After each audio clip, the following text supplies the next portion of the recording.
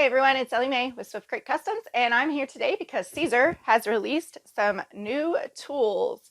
We now have the Easy Etch and we have the Easy Crease tools for the Siser Juliet and the Romeo.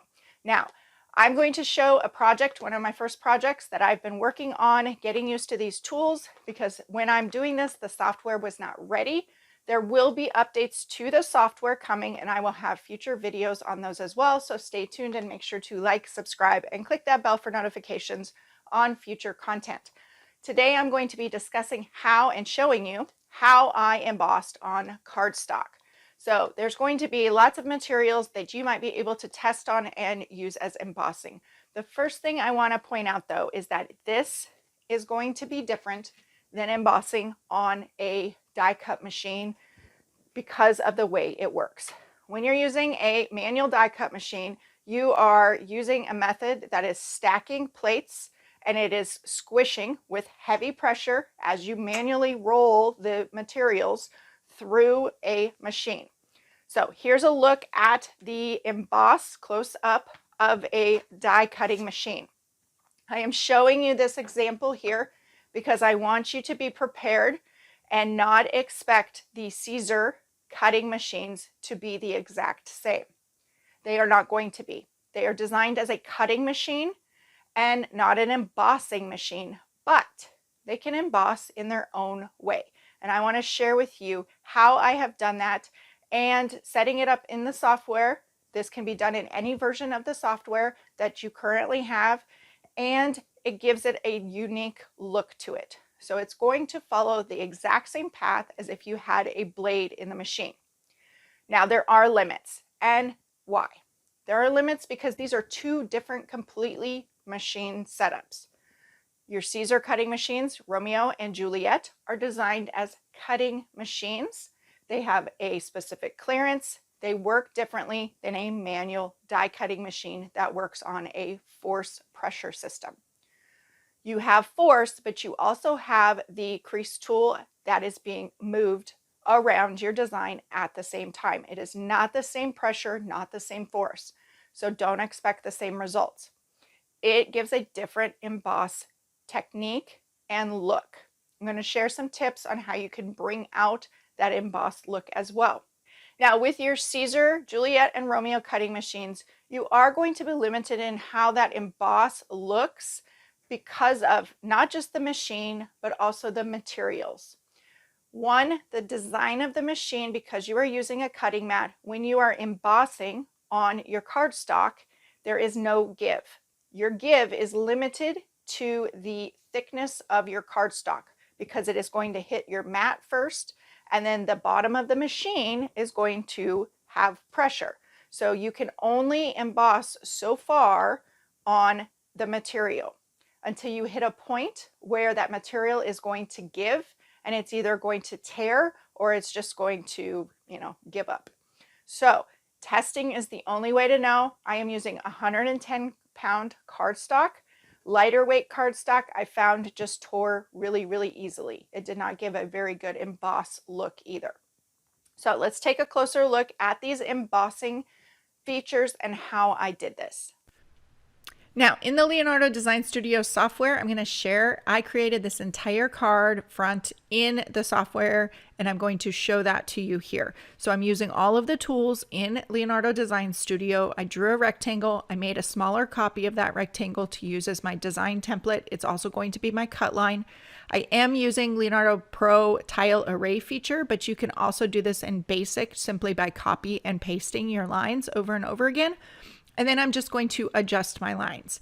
Now, I wanted to share this process with you to show you that I did create the entire thing in Siser Leonardo Design Studio, and you can design within the program. This video is a time lapse. It is sped up quite a bit. So I did not do this at super speed, and I am not a speedy designer like this, but I wanted to show you how I created this. So I am using the layers panel on the right side to work within those lines and get them spaced exactly how I want them. And then I'm going to adjust them how I want them as well. So I come in here, I'm selecting each of those lines so I can adjust and change the size. And designing in Leonardo just takes practice. Everybody is going to be a little bit different. I'm sharing here how I am rotating those lines, and then I jumped so you didn't have to watch me do that whole process. Make sure to save your files. Save your files as you go along. And then I wanted to give it a unique look here. What I realized was you need to have all of those lines grouped together in order for me to be able to erase. And each time that I do use the eraser, it's going to separate those lines, so then I have to group them again. So that's what you're seeing me do here on the screen. Undo is your best friend. If you don't like something, you can change that. And I'm just making this up as I go along, as I'm creating the design. I have a vision in my head. I know what I want it to look like, and I'm trying to recreate that in the software. I'm going to do some adjustments here on this design, and then erase on the other side to give it a unique look, and so it's not quite so linear. And then one of the most important parts, when you go to send your design, I had to come in here and turn the cut line off around it because I only want the lines to score and crease. So I'm going to use current matte location. That is very, very important if you want it to go back and cut around the design. I'm using the cutting tool. That doesn't really matter at this point in this version of the software that I'm using. I did choose the pen tool, and I'm using a force of 130. Now here's a look at the machine in action. I'm using a force of 130. I also realized I did not want the tool to be installed completely all the way down because it hits the bottom of the machine, so it's lifted up a little bit in the housing. And if you stack multiple copies on top of each other in the design screen, it will do multiple passes. So that also helped as well. And then I swapped the blade out, and it is cutting around that design since I chose use current matte position. Now here's a look at that emboss. As soon as it was finished, you can see that it creases the paper. It's an embossed design. It's not going to look the same as an embossing machine though. And then if you take some stamp ink and add a bit of color, that can make the design pop and show up a bit better. So I'm just adding some of that ink here, and there's a close-up of that very unique design.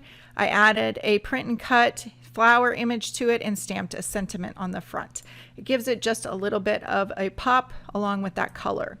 Then I took a second design. This is a pre-made flower design, and I wanted to see how a more detailed design would do. Here's a look at the actual embossing process. Again, adding multiple copies on top of each other can help. Just depends on your cardstock. Here you can see that this detailed design did have a little bit of crumbling with the cardstock. That's okay. It gives it a unique look. It's a way to test it. You just don't know how it's going to work until you test that. And then I took some more inks and I just started adding that to that in the areas of the flowers to make those stand out.